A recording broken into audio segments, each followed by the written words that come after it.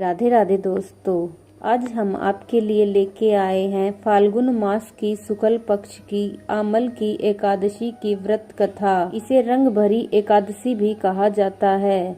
यदि आपने व्रत किया हो तो इस कथा को अवश्य पढ़ें, और अगर व्रत ना भी किया हो तो प्रत्येक कथा को पढ़ने व सुनने से आपको ज्ञान की ही प्राप्ति होती है, और ये भी पता चलता है कि हमें किसी भी व्रत को करने से किस फल की प्राप्ति होती है। तो इस कथा को अवश्य सुने।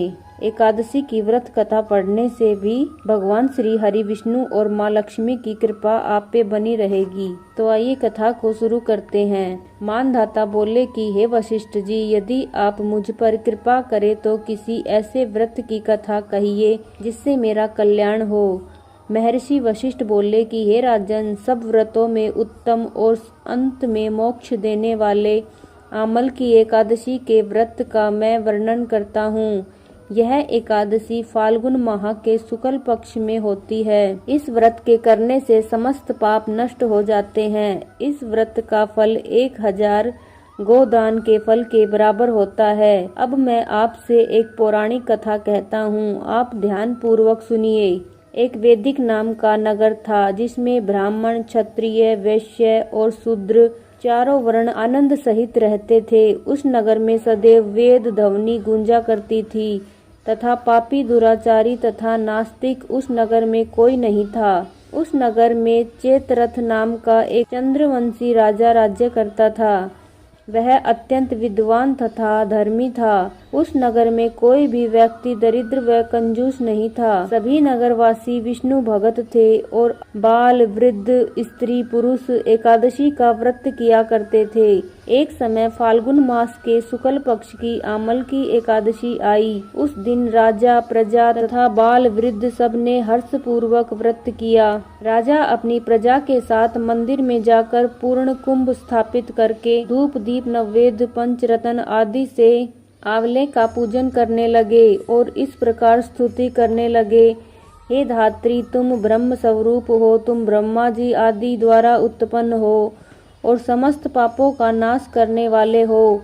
तुमको नमस्कार है। अब तुम मेरा अघैर्य स्वीकार करो। तुम श्री रामचंद्र जी द्वारा सम्मानित हो। मैं आपकी प्रार्थना करता हूँ, अतः आप मेरे समस्त पापों का नाश करो। उस मंदिर में सब ने रात्रि को जागरण किया। रात्रि के समय वहाँ एक बहेलिया आया जो अत्यंत पापी और दुराचारी था।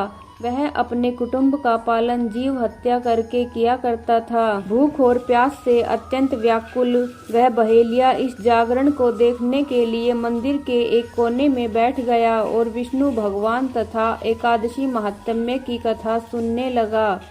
इस प्रकार अन्य मनुष्य की भांति उसने भी सारी रात जागकर बिता दी। प्रातःकाल होते ही सब लोग अपने घर चले गए तो बहेलिया भी अपने घर चला गया। घर जाकर उसने भोजन किया। कुछ समय बीतने के पश्चात उस बहेलिये की मृत्यु हो गई, मगर उस आमल की एकादशी के व्रत तथा जागरण से उसने राजा विदुरथ के घर जन्म लिया और उसका नाम वसुरथ रखा गया।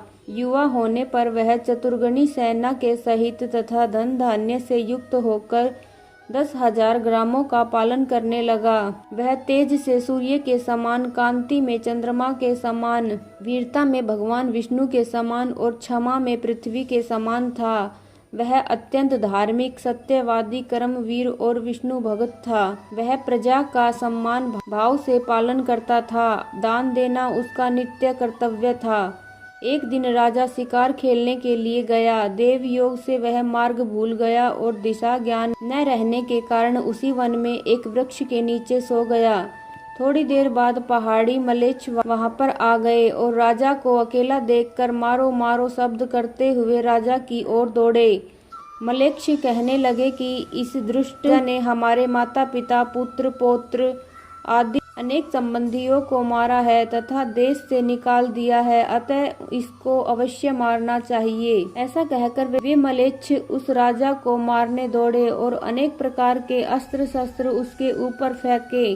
वे अस्त्र शस्त्र राजा के शरीर पर गिरते ही नष्ट हो जाते और उनका वार पुष्प के समान प्रतीत होता। तब उन म्लेच्छों के अस्त्र शस्त्र उल्टा उन्हीं पर प्रहार करने लगे, जिससे वे मूर्छित होकर गिरने लगे। उसी समय राजा के शरीर से एक दिव्य स्त्री उत्पन्न हुई। वह स्त्री अत्यंत सुंदर होते हुए भी उसकी भ्रुकुटी टेढ़ी थी। उसकी आंखों से लाल लाल अग्नि निकल रही थी, जिससे वह दूसरे काल के समान प्रतीत होती। वह स्त्री म्लेच्छों को मारने दौड़ी और थोड़ी सी देर में उसने सब म्लेच्छों को मार के काल के गाल में पहुंचा दिया।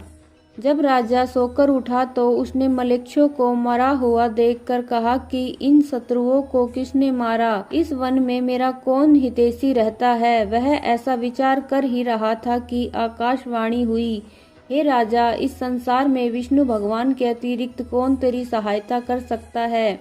इस आकाशवाणी को सुनकर राजा अपने राज्य में आ गया और सुखपूर्वक राज्य करने लगा। महर्षि वशिष्ठ बोले कि हे राजन, यह आमल की एकादशी के व्रत का प्रभाव था। जो मनुष्य इस आमल की एकादशी का व्रत करते हैं वे प्रत्येक कार्य में सफल होते हैं और अंत में विष्णु लोक को जाते हैं।